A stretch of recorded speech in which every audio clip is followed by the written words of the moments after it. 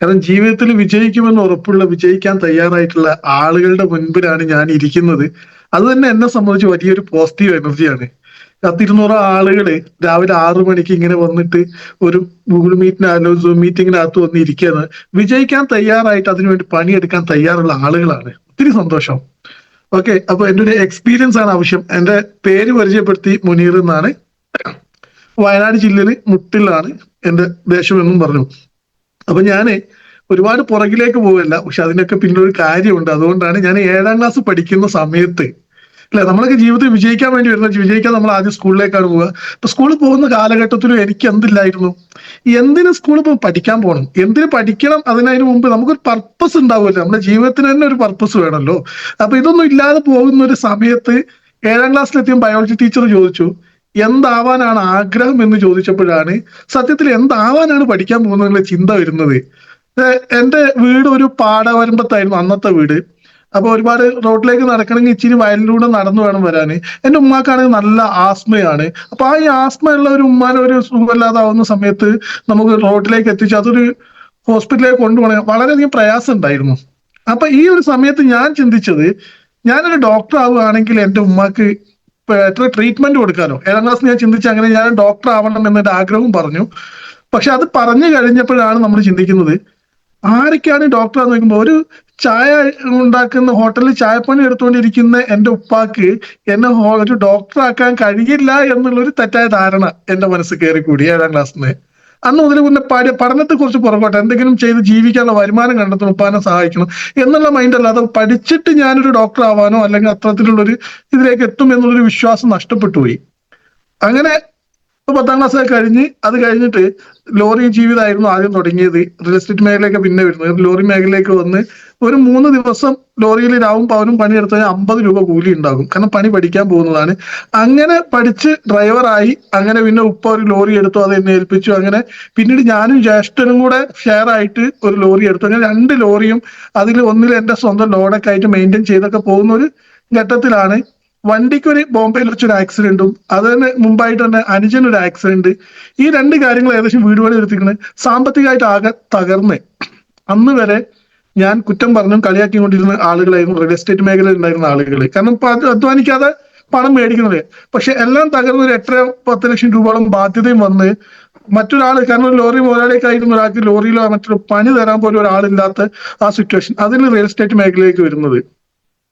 അപ്പൊ real estate, ഞാനത് പറഞ്ഞത്, ഏത് മേഖലയിലും നമ്മൾ എത്ര ശോഭിച്ചിരിക്കുമ്പോഴും അവിടെ നഷ്ടസാധ്യതയുണ്ട്, മറ്റേ കടത്തിലേക്ക് എത്തിയിട്ടുണ്ട്. പക്ഷെ റിയൽ എസ്റ്റേറ്റ് മേഖലയിൽ വന്ന് വലിയ കുഴപ്പമില്ലാതെ അതിൽ വർക്ക് ചെയ്തൊക്കെ മുമ്പോട്ട് പോയി. ആ സമയത്ത് അതിന്റെ വയനാട് ജില്ലാ സെക്രട്ടറി വരെ ആയിട്ട് വർക്ക് ചെയ്തുകൊണ്ടിരിക്കുന്ന സമയത്താണ് ഇന്ന് ഏറ്റവും ഇന്ത്യയിലല്ല ലോകത്ത് തന്നെ അതിവേഗം വളർന്നുകൊണ്ടിരിക്കുന്ന ഒരു മഹത്തായ ഓപ്പർച്യൂണിറ്റി എന്റെ കയ്യിലേക്ക് വരാനുണ്ടായ സാഹചര്യം. സ്ഥലം എടുക്കാൻ വന്നൊരു വ്യക്തി എന്റെ പാർട്ട്ണറോട് പറയുകയാണ്, നിങ്ങൾ എന്തായാലും വരണം കേട്ടോ, നിങ്ങൾ ചെയ്യണം കേട്ടോ. അപ്പൊ പാർട്ട്ണറും ഞാനും എന്ന് പറയുന്നത് എപ്പോഴും ഞങ്ങൾ എന്ത് ചെയ്താലും പരസ്പരം അറിയും, പരസ്പരം അതിന്റെ ഷെയർ കിട്ടിക്കൊണ്ട് ചെയ്യുന്ന ഒരു സമയമാണ്. പക്ഷെ ഈ സമയത്ത് പാർട്ട്ണർ ഞാൻ അറിയാതെ എന്തൊരു ബിസിനസ്സാണ് പറയുന്നത് വെച്ചാൽ ഞാൻ അങ്ങോട്ട് കയറി ചോദിക്കരുത്, എന്താണ് ഇത് സംഭവം, എന്താ നിങ്ങൾ പറയുന്നത്, അതൊരു കച്ചവടമാണ്. കച്ചവടമാണെങ്കിൽ നിങ്ങൾ എനിക്ക് കമ്മീഷൻ ഒന്നും വേണം, നിങ്ങൾ ചെയ്തോ, പക്ഷെ എന്താണ് ഞാൻ അറിയണം, എന്നോടൊന്ന് പറഞ്ഞു തരണം എന്ന് ഞാൻ ആവശ്യപ്പെട്ടു. ഇങ്ങനെ ആവശ്യപ്പെട്ടപ്പോൾ എന്നോട് പറഞ്ഞ്, മുനീറ നമുക്ക് പറ്റുന്നതല്ല, അത് നമുക്ക് പറ്റുന്ന കാര്യമല്ല, അത് വിട്ടേരെന്ന് പറഞ്ഞു. അപ്പൊ എന്നെ സംബന്ധിച്ച് എന്റെ പാർട്ട്ണർ ശശിയേട്ടൻ ഇത് പറയുന്നുണ്ടെങ്കിലും ഈ വരുന്ന പാർട്ടി സ്ഥലം എടുക്കുന്ന പാർട്ടി സ്ഥലം എടുത്താല് ഏകദേശം 1,20,000 കമ്മീഷൻ കിട്ടേണ്ട ഒരു കച്ചവടമാണ്. ഞാൻ പറഞ്ഞു എന്താ കാര്യം എന്ന് പറഞ്ഞു, ഞാനും കൂടെ കേൾക്കട്ടെ പറഞ്ഞു. അവർ പറഞ്ഞപ്പോൾ നെറ്റ്വർക്ക് മാർക്കറ്റിംഗ്. നെറ്റ്വർക്ക് മാർക്കറ്റിംഗ് എന്ന് വെച്ചാലും വളരെ എന്താണ്, ഇപ്പൊ മണി ചെയിന്, ആളെ പറ്റിക്കുന്ന കേസിട്ട് ഇങ്ങനെയുള്ള ചിന്താഗതിയുള്ള എന്റെ അടുത്താണ് നെറ്റ്വർക്ക് മാർക്കറ്റിംഗ് എന്ന് പറയുന്നത്. പക്ഷെ ഞാൻ അവിടെ എന്ത് ചെയ്തു, ആ നെറ്റ്വർക്ക് മാർക്കറ്റിംഗ് എന്തായാലും അതൊന്ന് കേട്ട് നോക്കാം, എന്നിട്ട് കേട്ട് നോക്കി കഴിഞ്ഞിട്ട് ബാക്കി പറയാൻ നിങ്ങൾ അന്വേഷിച്ച് ഞാൻ പറഞ്ഞു നിങ്ങൾ പറയുന്നതാണ്. അങ്ങനെ അവർ കാര്യങ്ങൾ പറഞ്ഞു തന്നു. കാര്യങ്ങൾ പറഞ്ഞു തന്നപ്പോൾ എനിക്കിത് പറ്റില്ല, എന്റെ മനസ്സിനകത്ത് ഇത് പറ്റില്ല എന്ന് എനിക്ക് ബോധ്യമായി. പക്ഷെ ഞാനിത് പറ്റില്ല എന്ന് പറഞ്ഞാൽ അവർ സ്ഥലം എടുത്തിട്ടില്ല, ആ കമ്മീഷനും കിട്ടൂല. അതുകൊണ്ട് ഞാൻ തൽക്കാലം അവരോട് പറഞ്ഞു, നിങ്ങളുടെ പ്രോഗ്രാം എവിടെയുള്ള ഒരു പ്രോഗ്രാം കേട്ടു നോക്കട്ടെ, എന്നിട്ട് ഞാൻ തീരുമാനിക്കാം. എന്നിട്ട് നമുക്ക് പറ്റുന്നതാണെങ്കിൽ ഞാനും ഉണ്ടാവും, ശശിയേട്ടനുണ്ടാവും, ഞങ്ങൾ 2 പേരും ചെയ്യുന്നതാണ്.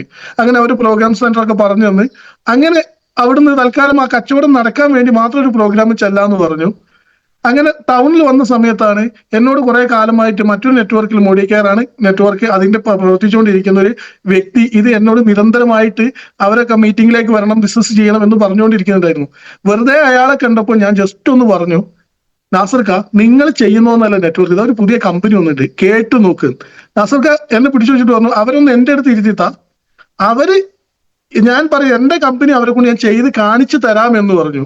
ഓക്കെ, എനിക്ക് നഷ്ടമൊന്നുമില്ല. ഞാൻ അവർ രണ്ടുപേരും നല്ല സേഫ് ആയിട്ട് ഇരുന്ന് സംസാരിക്കാൻ പറ്റുന്നൊരിടത്ത് ഇരുത്തി കൊടുത്തു. അത് കഴിഞ്ഞ് ഒരു മണിക്കൂർ കഴിഞ്ഞപ്പോൾ എനിക്ക് കോൾ വരുന്നു.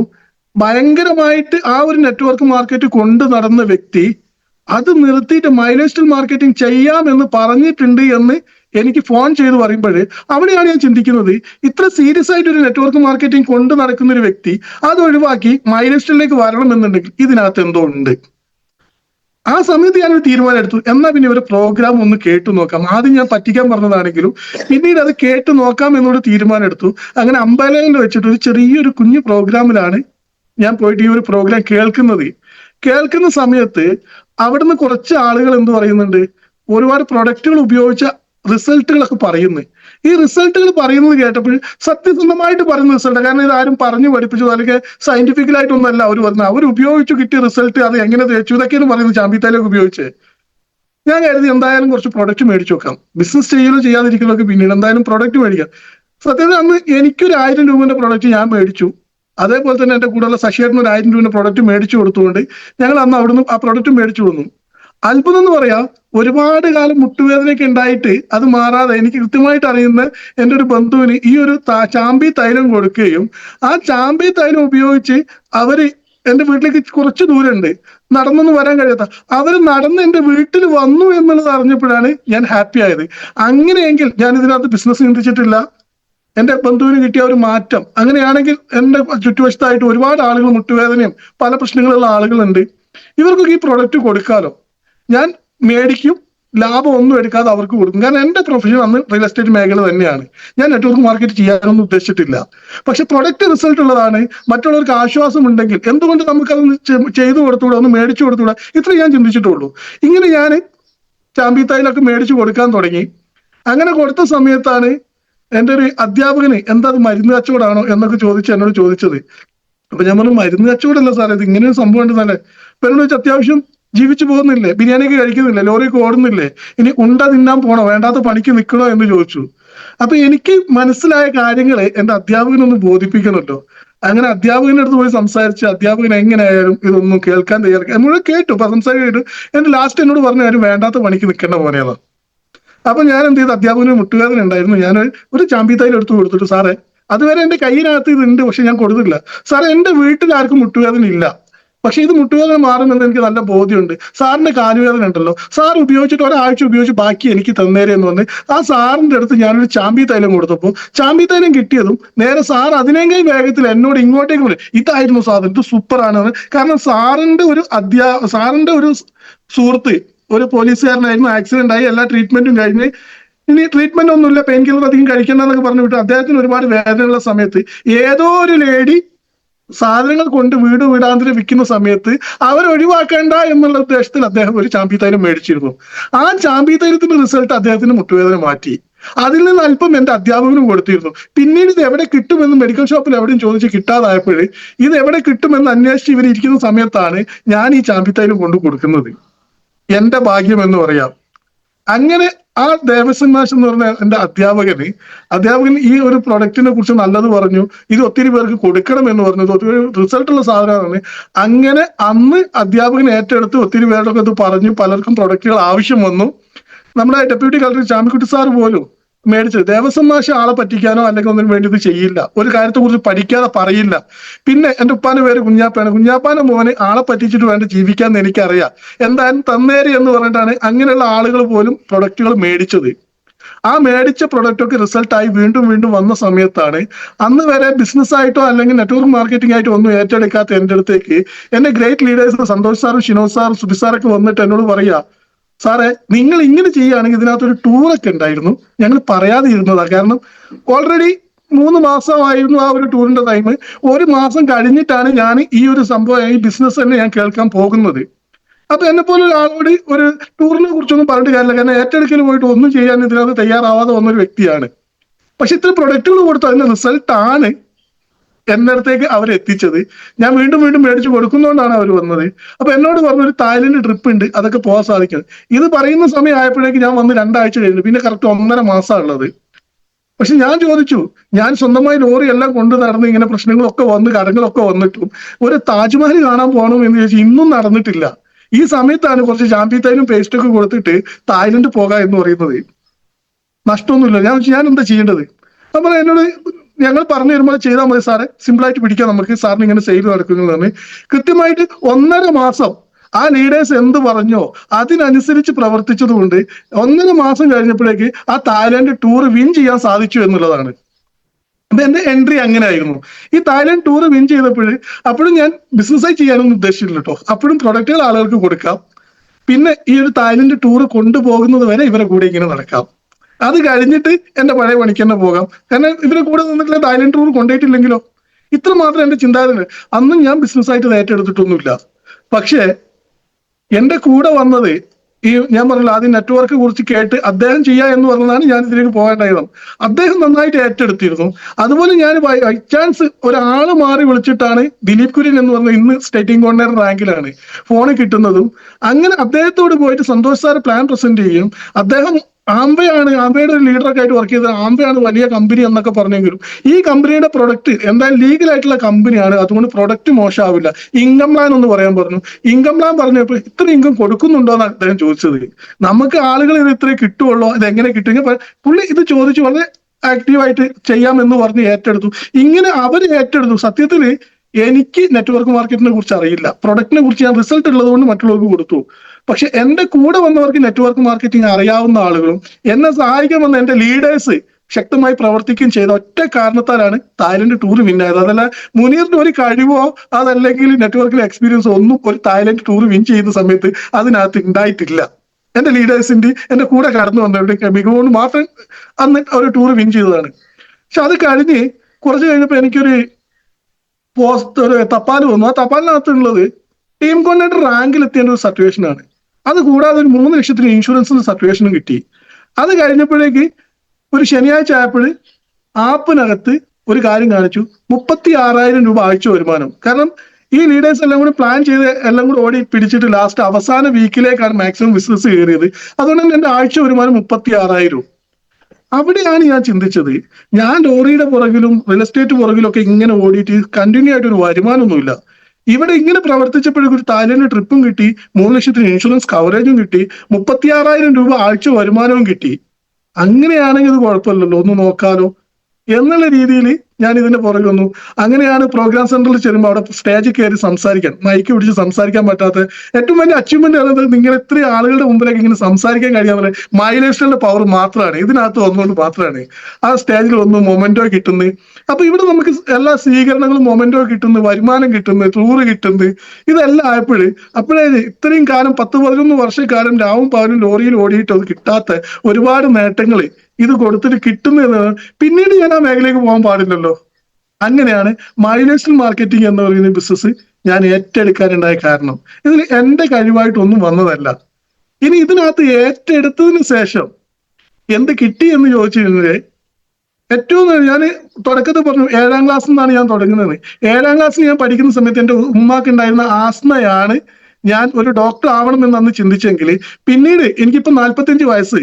ഈ സമയത്തൊക്കെ ഞാൻ ഈ മൈലേഷനിൽ തുടങ്ങുന്ന സമയത്തൊക്കെ എന്റെ ഉമ്മാക്ക് ആസ്മയുണ്ട്, ഡോക്ടറെ കാണിക്കുന്നുണ്ട്, വീട്ടിലുള്ള പലതും ഒഴിവാക്കാൻ പറയുന്നുണ്ട്, കോഴികളെ ഒന്നും പോറ്റണ്ടെന്ന് പറയുന്നുണ്ട്, മെഡിസിൻ കഴിക്കേണ്ട, അടുപ്പിൽ ഊതണ്ട, പല കാര്യങ്ങളും പറയുന്നുണ്ട്. പക്ഷെ ഒരു കാര്യം മാത്രം ക്ലിയർ ആവില്ല, എന്റെ ഉമ്മാന്റെ ആസ്മയ്ക്ക് മാത്രം മാറ്റം ഉണ്ടാവില്ല. അങ്ങനെ ഒരു ഒതു എടുക്കണമെങ്കിൽ വെള്ളം കൊണ്ട് റൂമിനകത്ത് ബാത്റൂം ഉണ്ട്, അതിനകത്തുനിന്ന് ഒതു എടുക്കണമെങ്കിൽ പോലും എന്ത് വേണം, ഒരു പരസഹായം വേണം. അതല്ലെങ്കിൽ വലിയ കിണ്ടിയിലൊന്നും കൊടുക്കാതെ ചെറിയ പാലിന്റെ ചെറിയ വെയിറ്റ് കുറഞ്ഞ പാത്രത്തിലേക്ക് കൊടുത്താലേ. ഇനി ഈ വെള്ളം ചൂടുവെള്ളം അവിടെ എത്തിയിട്ടില്ല, അടുക്കളയിൽ വന്നു എന്റെ ഉമ്മാനോട് നിർത്തണ്ട. ഇന്നും എന്റെ കണ്ണിന് മുമ്പ് മായാതെ വെക്കുന്ന ഒരു രംഗാണ്. കണ്ണിൽ വെള്ളം ഒലിപ്പിച്ച് ഒന്നും എടുക്കാനുള്ള വെള്ളം പോലും എടുത്തു കൊണ്ടുപോകാൻ കഴിയാത്ത ആസ്മയുള്ള എന്റെ ഉമ്മാക്ക് ഇന്ന് ഞാൻ പറയുന്നു, നമ്മുടെ 95 കവചപ്രാശ്, ആയുഷ്വാസ്, ഈ പ്രൊഡക്റ്റുകൾ കൊടുത്തുകൊണ്ട് ഇന്ന് ബക്കറ്റിൽ അരബക്കറ്റ് വെള്ളം എടുത്തിട്ട് എന്റെ മക്കളെ കുളിപ്പിക്കാൻ പോകുന്ന രീതിയിലേക്ക് എന്റെ ഉമ്മാനെ കൊണ്ടുപോകുന്നത് മൈലേഷൻ മാർക്കറ്റിംഗിന്റെ പ്രൊഡക്റ്റിന്റെ റിസൾട്ട് ആണത്. ഒരു ഡൗട്ടും ഇല്ല. അപ്പൊ ഞാൻ അന്ന് 7ാം ക്ലാസ്സിലെ എക്സ്പീരിയൻസ് പറയാൻ കാരണം, അന്ന് ഡോക്ടർ ആവാൻ ആഗ്രഹിച്ചെങ്കിൽ ഇന്ന് നിരവധി ഡോക്ടർമാരെടുത്ത് 10-25 വർഷത്തോളം മാസം ഉണ്ടായിട്ട് എന്റെ ഉമ്മാനെ കൊണ്ട് നടന്നിട്ട് അതിനൊരു മാറ്റം കിട്ടാന് മൈലേഷന്റെ പ്രോഡക്റ്റ് ആണെങ്കിൽ, അത് കൊടുത്തത് മുന്നിലാണെങ്കിൽ, അന്നത്തെ എന്റെ പ്രാർത്ഥന, അന്നത്തെ എന്റെ ചിന്ത, ഇന്ന് അള്ളാഹ് അത് പൂർത്തീകരിച്ചു തന്ന് ഈ ഒരു പ്രൊഡക്റ്റിലൂടെ ആ ഒരു റിസൾട്ട് ഉണ്ടാക്കാൻ സാധിച്ചു എന്നുള്ളതാണ്. അപ്പൊ ഞാൻ പറയുന്നത്, നമ്മുടെ പ്രൊഡക്റ്റിന്റെ റിസൾട്ട് ഇങ്ങനെ ഒത്തിരി, ഞാൻ പറഞ്ഞല്ലോ ചാമ്പിത്തൈലം കൊടുത്ത ആ റിസൾട്ട് കണ്ട് വന്നതാണ്. പിന്നെ ഓരോ പ്രോഗ്രാമിന് പോകുമ്പോഴും ഓരോരുത്തരുടെ എക്സ്പീരിയൻസ് കേൾക്കുമ്പോഴും അതിൽ നിന്ന് മനസ്സിലാക്കിയിട്ടാണ് പ്രൊഡക്റ്റുകളൊക്കെ ഞാൻ എന്റെ ഉമ്മാക്ക് ആദ്യം ഒറ്റയടിക്ക് പോയിട്ട് ഈ 3 പ്രൊഡക്റ്റും കൂടെ കൊടുക്കല്ലേ ചെയ്തത്. ഒരു കവചപ്രാശ് കഴിച്ചിട്ട് ഒരു അമ്മയ്ക്ക് കിട്ടിയ റിസൾട്ട് ഒരു ലീഡർ പറയുന്നത് കേട്ടപ്പോൾ എന്തുകൊണ്ട് എന്റെ ഉമ്മാക്ക് കൊടുത്താൽ ഈ റിസൾട്ട് ഉണ്ടായിക്കൂടാ എന്ന ചിന്തയിലാണ് കവചപ്രാശം കൊടുക്കുന്നത്. ആ കവചപ്രാശം കൊടുത്ത റിസൾട്ട് എന്റെ ലീഡറോട് ചെന്ന് പറഞ്ഞപ്പോഴാണ്, ആസ്മയാണോ സാറേ ആയുഷ്വാസ് കൊടുക്കൂ എന്ന് പറയുന്നത്. ആയുഷ്വാസ് കൊടുത്തപ്പോൾ ആ മാറ്റം കിട്ടിയപ്പോഴാണ് ഒരു 95 റിസൾട്ട് കേൾക്കുന്ന സമയത്ത് അതിനകത്ത് ബ്ലഡിൽ ഓക്സിജൻ റാഡിക്കൽ അബ്സർവേഷൻ, ഓക്സിജൻ കൂടി കഴിഞ്ഞാൽ പുറം വേദന ഉണ്ടാവില്ല എന്ന് പറയുന്നത്. ആസ്മ രോഗികൾക്ക് അവർക്ക് ബ്ലഡിൽ ഓക്സിജൻ കുറഞ്ഞാൽ അവർക്ക് പുറം വേദന ധാരാളമായിട്ടുള്ളതാണ്. എന്റെ ഉമ്മ അത് അനുഭവിക്കുന്നതാണ്, പലപ്പോഴും പുറം ഒഴിഞ്ഞു കൊടുക്കുന്നതാണ്. ഈ ഒരു സിറ്റുവേഷൻ മനസ്സിലാക്കിയിട്ട് അങ്ങനെയാണ് 95 കുറിച്ച് പഠിക്കുന്നത്. അപ്പൊ ഇതിനകത്ത് ഒരു 100 പ്രൊഡക്റ്റുകൾ ഉണ്ട്. ഇതെല്ലാം കൂടെ പഠിച്ചിട്ട് ആർക്കും ബിസിനസ് ചെയ്യാൻ കഴിയില്ലെങ്കിലും നമുക്ക് ആവശ്യമുള്ള പ്രൊഡക്റ്റുകൾ നമ്മൾ കേൾക്കുമ്പോൾ അത് നമ്മൾ എടുത്തു കഴിഞ്ഞാൽ അതിൽ നിന്ന് നമുക്ക് ഓരോ പ്രൊഡക്റ്റായിട്ട് എല്ലാ പ്രൊഡക്റ്റും കുറിച്ച് നമുക്ക് കൃത്യമായിട്ട് പഠിക്കാൻ കഴിയും. ഇന്ന് ഒത്തിരി സന്തോഷം എന്ന് വെച്ചാൽ ഒത്തിരി കുടുംബങ്ങളിലേക്ക് എന്ത് ചെയ്യാൻ പറ്റിയിട്ടുണ്ട്, നമ്മുടെ പ്രൊഡക്റ്റുകൾ എത്തിച്ചു കൊടുക്കാൻ പറ്റിയിട്ടുണ്ട്. എന്റെ വീട്ടിൽ കിട്ടിയതുപോലെ തന്നെ ആശ്വാസം അവർക്ക് വീട്ടിലൊക്കെ കിട്ടിയിട്ടുണ്ടാവുമല്ലോ. അത് തന്നെയല്ലേ വലിയ അംഗീകാരം, വലിയ ആശ്വാസവും. ഒരുപാട് കുറ്റം പറഞ്ഞിരുന്ന പല ആളുകളും തുടക്ക സമയത്ത് വേണ്ടാത്ത പണിക്ക് നിൽക്കണ്ട എന്ന് പറഞ്ഞ് കുറ്റം പറഞ്ഞ ഒത്തിരി ആളുകൾ ഇന്ന് പ്രൊഡക്റ്റ് ചോദിച്ച് വിളിക്കുന്നു, അവർ മേടിച്ച് കഴിക്കുന്നു, അവരതിന്റെ റിസൾട്ട് പറയുന്നത് ഒത്തിരി സന്തോഷമാണ്. അതിലെല്ലാം ഉപരി ഞാൻ STC റാങ്കിലേക്ക് വന്നപ്പോഴേ വീട്ടിന്റെ അകത്ത് മാത്രം ആസ്മയായിട്ട് എല്ലാവരും വന്ന് കണ്ടുകൊണ്ടിരുന്ന എന്റെ ഉമ്മാനെ 500 പേരുടെ മുമ്പിൽ വെച്ചിട്ട് അവിടെ നിന്ന് എനിക്ക് കിട്ടുന്ന മൊമെന്റ് എന്റെ ഉമ്മാനെ കൊണ്ട് മേടിപ്പിക്കാൻ സാധിച്ചു എന്ന് പറയുന്നു. ഈ ബിസിനസ്സിൽ വന്നുകൊണ്ട് മാത്രം കിട്ടിയ എന്റെ ഒരു അംഗീകാരമാണ്, എന്റെ ഏറ്റവും വലിയൊരു അംഗീകാരമായിട്ട് ഞാൻ അതിനെ കാണുന്നു. ഇത്രയും ഒരുപാട് റിസൾട്ട് ഈ ബിസിനസ്സിലേക്ക് വരുന്ന സമയത്ത് ഞാൻ പറഞ്ഞു, ലോറി എല്ലാം ആക്സിഡന്റ് ആയിട്ടും അനുജന്റെ ആക്സിഡന്റ് എല്ലാം കൂടെ ആയിട്ട് തകർന്നിരിക്കുന്ന സമയത്താണെങ്കിൽ ഒരു ബന്ധുവിന്റെ വീട്ടിൽ നിന്ന് ഒരു ബൈക്ക് എടുത്തുകൊണ്ടാണ് ഞാൻ ഈ ബിസിനസ്സിലേക്ക് വന്നതെങ്കിൽ ഇന്ന് ആ ബൈക്കും കൊണ്ട് ഓടിയിട്ട് ഞാൻ പതിയെ ടീം ഉണ്ടാക്കി വന്ന് ഇന്ന് ഞാൻ സഞ്ചരിക്കുന്നത് ബ്രസയുടെ CNG കാറിലാണ് സഞ്ചരിക്കുന്നത്. ഇതിലേക്ക് എന്നെ എത്തിച്ചത് മൈലേഷൻ മാർക്കറ്റിംഗ് തന്നെയാണ്, ഇതിന്റെ പ്രൊഡക്റ്റിന്റെ റിസൾട്ട് തന്നെയാണ്. അപ്പൊ ഇവിടെ പ്രൊഡക്റ്റ് സൂപ്പറാണ്, ഒരു ഡൗട്ടും അതിലില്ല. അതുകൊണ്ട് തന്നെയാണ് മുനീർ ഇന്ന് ഈ ബിസിനസ് ചെയ്യുന്നതും ഇതിനകത്ത് വരുമാനം ഉണ്ടാക്കുന്നതും. കഴിഞ്ഞ 4 വർഷമായിട്ടും ഞാൻ ജീവിക്കുന്നതും ഈ കാറ് കൃത്യമായിട്ട് അടവൊക്കെ അടച്ച് മെയിൻറ്റെയിൻ ചെയ്ത് കൊണ്ടുപോകുന്നതും ഒക്കെ മൈലേജിൽ നിന്ന് കിട്ടുന്ന വരുമാനം കൊണ്ട് തന്നെയാണ്. മാത്രമല്ല അന്ന് ഞാൻ ലോറിയിലൊക്കെ പോകുന്ന സമയത്ത് സ്വന്തം ലോറി ആയിരുന്നെങ്കിൽ പോലും ലോഡൊക്കെ എടുത്ത് വരുന്ന സമയത്ത് ഞാനൊരു പുന്നാടനായിരുന്നു. ഹോട്ടലിൽ പോയി കഴിഞ്ഞാൽ മറ്റുള്ളവരുടെ മുമ്പിൽ ഇരുന്ന് ഭക്ഷണം കഴിക്കാനൊന്നും പറ്റില്ല. ഒരു ഒഴിഞ്ഞ മൂലയിലേക്കുള്ള ഒരു ടേബിളിലേക്ക് മാറിയിരിക്കണമെങ്കിൽ ഇന്ന് ഏത് ലക്ഷറി ഹോട്ടലും ഇന്നടിച്ചുകൊണ്ട് AC കാറിൽ നിന്ന് ഇറങ്ങി ഭക്ഷണം കഴിക്കുന്ന ഒരു ലൈഫ് സ്റ്റൈൽ മെയിൻറ്റെയിൻ ചെയ്യുന്നതിലേക്ക് എന്നെ മാറ്റിയത് മൈലേഷൻ മാർക്കറ്റിംഗ് ആണ്. ഈ രീതിയിലേക്കൊക്കെ ഒത്തിരി ആളുകൾക്ക് മാറാൻ സാധിച്ചിട്ടുണ്ടെങ്കിൽ ഇത് എല്ലാവർക്കും സാധിക്കുന്നതാണ്. അപ്പൊ ഇവിടെ ഞാൻ പറയുന്നത് പ്രൊഡക്റ്റ് ഒക്കെയാണ്, ഈ പ്രൊഡക്റ്റ് തന്നെയാണ് ഞാൻ ബിസിനസ്സിലേക്ക് വന്നത്. ഇന്ന് ഒത്തിരി ആളുകൾ വരുന്നതും പ്രൊഡക്റ്റ് തന്നെയാണ്. ഈ പ്രൊഡക്റ്റ് എന്ന് പറയുന്നത് നമ്മൾ മറ്റുള്ളവരിലേക്ക് എത്തിക്കേണ്ടതാണ്. ഇവിടെ നമുക്ക് വരുമാനം കിട്ടാൻ നമ്മൾ മറ്റൊന്നും ചെയ്യേണ്ട ആവശ്യമില്ല എന്ന് ഞാൻ പറയുന്നത്. ഈ പ്രൊഡക്റ്റിനെ കുറിച്ച് കൂടുതൽ കാര്യങ്ങൾ പഠിക്കുക, മറ്റുള്ളവരിലേക്ക് എത്തിക്കുക, നമുക്ക് കിട്ടുന്ന ആശ്വാസം മറ്റുള്ളവരിലേക്കും എത്തിച്ചു കൊടുക്കുക എന്നുള്ളതാണ്. ഇതിനേക്കാൾ ഇമ്പോർട്ടന്റ് ആയിട്ടുള്ള നമ്മുടെ സെഗ്മെന്റ് ആണ് നമ്മുടെ ആഗ്രോ കെയർ പ്രൊഡക്റ്റുകൾ. നമ്മൾ ചിന്തിച്ചില്ല, എന്റെ വിശ്വാസപ്രകാരം നമ്മൾ ഹലാലും തൊയ്യബും കഴിക്കണം എന്ന് പറയും. മുസ്ലിംസ് ആയിട്ടുള്ള ആളുകൾക്ക് അത് മനസ്സിലാവും. ഹലാലും തൊയ്യബും, എല്ലാവരും വിചാരം ഹലാൽ പറഞ്ഞ കോഴിനകത്ത് കഴിക്കുന്ന ഹലാലാണെന്ന്. മറ്റുള്ളവനെ പറ്റിക്കാതെ മറ്റുള്ളവന്റെ വിഷമമില്ലാതെ നമുക്ക് കിട്ടുന്നതിന് ഹലാൽ എന്ന് പറയുന്നതെങ്കിൽ അത് തൊയ്യബായിട്ട്, കാരണം മനുഷ്യ ശരീരത്തിന് ഹാനികരമില്ലാത്തത് വേണമെന്നുണ്ടെങ്കിൽ ഇന്ന് നിലവിൽ കൃഷി ചെയ്യുന്ന കർഷകരോട് ചോദിച്ചു കഴിഞ്ഞാൽ അവരുടെ മക്കൾക്ക് പോലും അവരുണ്ടാക്കുന്ന പച്ചക്കറികൾ കൊടുക്കാൻ ധൈര്യപ്പെടാത്ത ഈ കാലഘട്ടത്തിൽ അത് വിറ്റിട്ടാണ് ലാഭം ഉണ്ടാക്കുന്നതെങ്കിൽ, അതാണ് മറ്റുള്ളവർക്ക് രോഗം പല കാരണങ്ങളും ഉണ്ടാകുന്നതെങ്കിൽ, അത്തരത്തിലില്ലാതെ യാതൊരു സൈഡ് എഫക്റ്റും ഇല്ലാതെ മണ്ണിനും മനുഷ്യനും ദോഷമില്ലാതെ കൃഷി ചെയ്യാൻ പറ്റുന്ന നല്ല ഓർഗാനിക് ആയിട്ടുള്ള പ്രൊഡക്റ്റുകൾ ഇന്ന് നമ്മുടെ കയ്യിൽ കൃഷി മേഖലയിൽ കൊടുക്കാൻ വേണ്ടി നമുക്കുണ്ട്. ഇത് കൊടുത്തു കഴിഞ്ഞിട്ടുണ്ടെങ്കിൽ മനുഷ്യർ, ഇപ്പം നമുക്കറിയാം വാഴകൃഷി ചെയ്യുന്ന ആളുകൾ അവർ അടിക്കുന്ന സാധനങ്ങൾ അവർ ആരോഗ്യത്തിന് ഹാനികരമാണെന്ന് നമുക്ക് മനസ്സിലാക്കുന്നുണ്ട്. അവർക്കും അറിയാമത്. അവരുടെ മക്കൾക്ക് കൊടുക്കാൻ ഭയപ്പെടുന്നത് അതുകൊണ്ടാണ്. അവര് ഈ സാധനം വിറ്റ് ലാഭം ഉണ്ടാക്കി കഴിക്കുന്നുണ്ട് എങ്കിൽ അത് ഹലാലാണ് എന്ന് പറയാൻ പറ്റുമെന്ന് ഞാൻ വിശ്വസിക്കുന്നില്ല.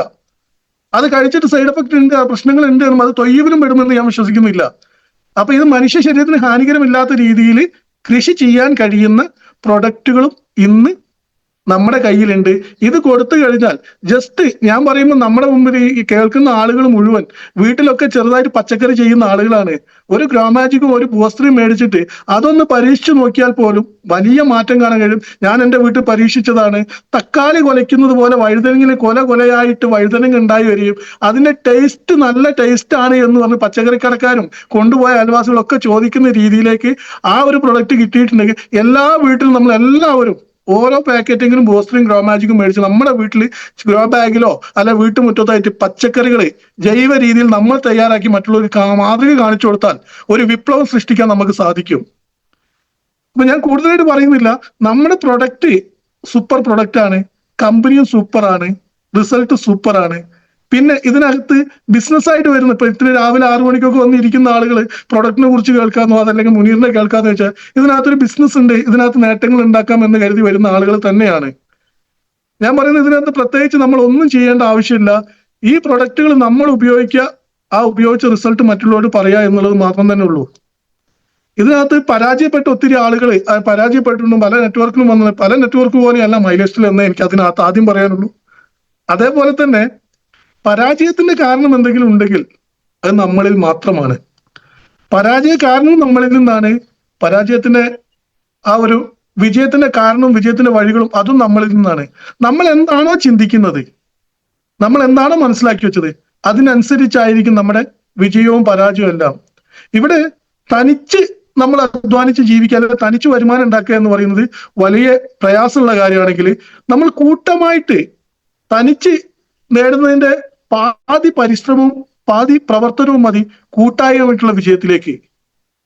നമ്മൾ ഒരു കൂട്ടായ്മയാണ്. ഇന്നിപ്പോ ഇത്രയും പേരുടെ മുമ്പിൽ നിങ്ങളുടെ മുമ്പിലൊക്കെ ഇങ്ങനെ കാണുമ്പോൾ നമ്മളൊക്കെ ഇവിടെ ഞാൻ സംസാരിക്കുന്നത് വിജയത്തിന് വേണ്ടിയിട്ട്, എന്റെ അറിവാണ്, മറ്റുള്ളവർക്ക് വിജയത്തിനാ. പ്രത്യേകിച്ച് നമുക്ക് മറ്റൊന്നുമല്ല, ഇങ്ങനെ മറ്റുള്ളവരുടെ വിജയത്തിന് വേണ്ടി നമ്മൾ പണിയെടുക്കുക. നമ്മൾ കൂട്ടമായിട്ട് പണിയെടുക്കുമ്പോൾ അവിടെ വിജയം ഉറപ്പാണ്.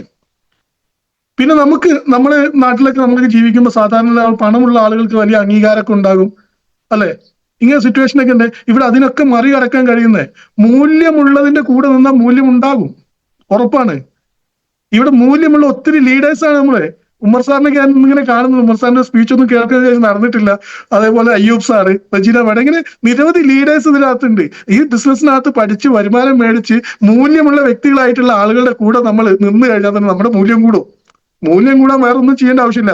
മൂല്യമുള്ളവർ പറയുന്നത് കേട്ട് മൂല്യമുള്ളവരുടെ കൂടെ നിന്നാൽ നമ്മുടെ മൂല്യം കൂടും എന്നുള്ള കാര്യം ഉറപ്പാണ്. ശ്രേഷ്ഠമായത് നമുക്ക് ലഭിക്കണം എന്നുണ്ടെങ്കിൽ ശ്രേഷ്ഠമായത് നമ്മൾ കൊടുക്കണം. നമുക്ക് പണമാണ് വലിയ ശ്രേഷ്ഠത. ആ പണം ഇതിലേക്ക് ഇൻവെസ്റ്റ് ചെയ്യണം. നമ്മുടെ സമയമാണ് ഏറ്റവും മൂല്യമുള്ളത്. ആ സമയത്ത് ഇതിലേക്ക് ഇൻവെസ്റ്റ് ചെയ്യണം. അങ്ങനെ ഇൻവെസ്റ്റ് ചെയ്യാൻ മൂല്യമുള്ളത് കൊടുത്താലേ മൂല്യമുള്ളത് ലഭിക്കൂ. ഒരു ഡൗട്ടും അതിനകത്തില്ല. മൂല്യമുള്ളത് കൊടുത്തേ പറ്റൂ. മൂല്യമുള്ളത് കൊടുക്കാതെ ഞാനും മൈലേസ്റ്റിൽ ഉണ്ട് എന്ന് പറഞ്ഞിട്ട് മൂല്യമുള്ളത് കൊടുക്കാതെ മൂല്യമുള്ളത് കിട്ടുമെന്ന് ആഗ്രഹിക്കുന്നതാണ് പരാജയ കാരണം. മൂല്യമുള്ളത് തന്നെ നമുക്ക് കൊടുക്കണം, മൂല്യമുള്ളത് കിട്ടും. കാലഘട്ടത്തിനനുസരിച്ച് ചെയ്യേണ്ട ബിസിനസ്സാണ് മൈലേസ്റ്റിൽ. കടയിട്ട് ചെയ്യുന്ന അതിലെ കൊട്ടയിലേറ്റ് വിൽക്കുന്ന കാലഘട്ടമൊക്കെ കഴിഞ്ഞു. എല്ലാവർക്കും അറിയാം. ഇന്ന് എല്ലാം മേടിക്കുന്ന ആപ്പിലൂടെയാണ്. കാലഘട്ടത്തിനനുസരിച്ച് നമ്മൾ മാറിയിട്ടില്ലെങ്കിൽ കാലം നമ്മെ മാറ്റി കളയും. ഒരു ഡൗട്ടും അതിനകത്തും ഇല്ല. കാലഘട്ടത്തിനനുസരിച്ച് വന്ന് ബിസിനസ് ആണെങ്കിൽ നമ്മൾ അതിനനുസരിച്ച് എന്ത് ചെയ്യണം, നമ്മൾ മാറണം. ഇങ്ങനെ മാറി ചിന്തിച്ചിട്ടുണ്ടെങ്കിൽ നമുക്ക് വലിയ വിജയങ്ങൾ ഉണ്ടാക്കാൻ സാധിക്കും. അപ്പൊ ഇവിടെ നമ്മുടെ മൈലേസ്റ്റിൽ എന്ന് പറയുന്ന കമ്പനി ഇന്ന് നമുക്കറിയാം, ഭാരത് ഗൗരവ് എന്ന് പറഞ്ഞിട്ടുള്ള അംഗീകാരം മേടിച്ചിട്ടുള്ള ഓണറാണ് നമ്മുടെ ഓണർ. ഭാരത സർക്കാരിന്റെ അംഗീകാരം മേടിച്ചിട്ടുള്ള ഓണർ, ISO സർട്ടിഫിക്കറ്റ് ഉള്ള മാനേജ്മെന്റ്, ഇത്ര റിസൾട്ട് ഉള്ള ആയുഷ് പ്രീമിയം സർട്ടിഫിക്കേഷൻ ഉള്ള പ്രൊഡക്റ്റുകൾ. ചില ആളുകളൊക്കെ നിങ്ങളുടെ കമ്പനിക്ക് ആയുഷ് മന്ത്രാലയത്തിന് സർട്ടിഫിക്കേഷൻ, ആയുഷ് മന്ത്രാലയത്തിന്റെ കമ്പനിക്കല്ല സർട്ടിഫിക്കേഷൻ, നമ്മുടെ ഓരോ പ്രൊഡക്റ്റിനാണ്. അപ്പൊ ഇത്രയും സർട്ടിഫിക്കേഷൻ ഉള്ള പ്രൊഡക്റ്റുകൾ, നല്ല ലീഡേഴ്സ് എല്ലാം നമ്മുടെ മുമ്പിലുണ്ട്. അപ്പൊ ഇവിടെ നമുക്ക് പരാജയത്തിന്റെ കാരണങ്ങളില്ല. കാരണം ഉണ്ടെങ്കിൽ നമ്മുടെ ഉള്ളിലുള്ള ചിന്താഗതി മാത്രമാണ്, മറ്റൊന്നുമല്ല എന്ന് മനസ്സിലാക്കുക. ഇനി ഇതാണെങ്കിലോ, ഈ ആയുർവേദം എന്ന് പറയുന്നത് ഇന്ന് ലോകത്തുള്ള മുഴുവൻ മനുഷ്യർക്കും ആവശ്യമുള്ളതാണ്.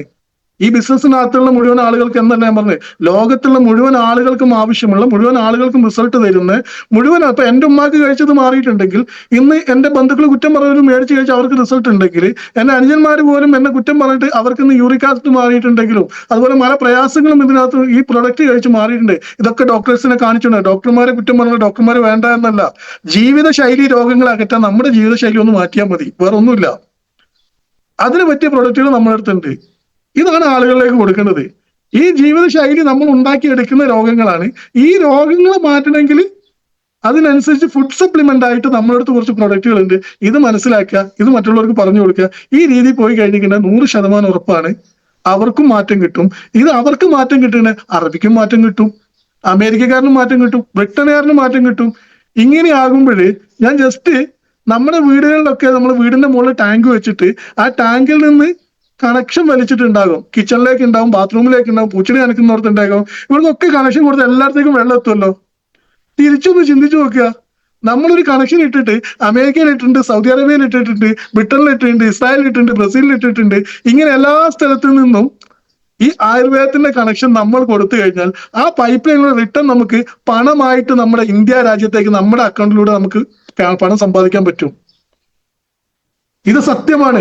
2030 വേൾഡിൽ നമ്പർ 1 ആയിട്ട് നമ്മുടെ ഇന്ത്യ രാജ്യം മാറാൻ നമ്മളുടെ പ്രൊഡക്റ്റ് നമ്മൾ വേണ്ട രീതിയിൽ ഒന്ന് മാർക്കറ്റ് ചെയ്ത് ലോകത്തുള്ള ഇല്ലെ, സംസ്കൃതത്തിൽ പറയും ലോക സമസ്ത സുഖിനോ ഭവന്തു അല്ലെ, ലോകത്തുള്ള മുഴുവൻ ആളുകളും സുഖമായിട്ടിരിക്കണമെന്ന് ആഗ്രഹിക്കാൻ പറ്റിയ ഒരു പ്രൊഡക്റ്റും പ്ലാറ്റ്ഫോമുമാണ് ഇന്ന് നമ്മുടെ കയ്യിൽ കിട്ടിയതെങ്കിൽ ഈ ഒരു കാര്യം നമ്മൾ കൊടുത്തു കഴിഞ്ഞാൽ നമ്മളും നമ്മുടെ തലമുറകളും സുഖമായിട്ടിരിക്കുന്നുള്ള കാര്യത്തിൽ ഒരു ഡൗട്ടും ഇല്ലല്ലോ.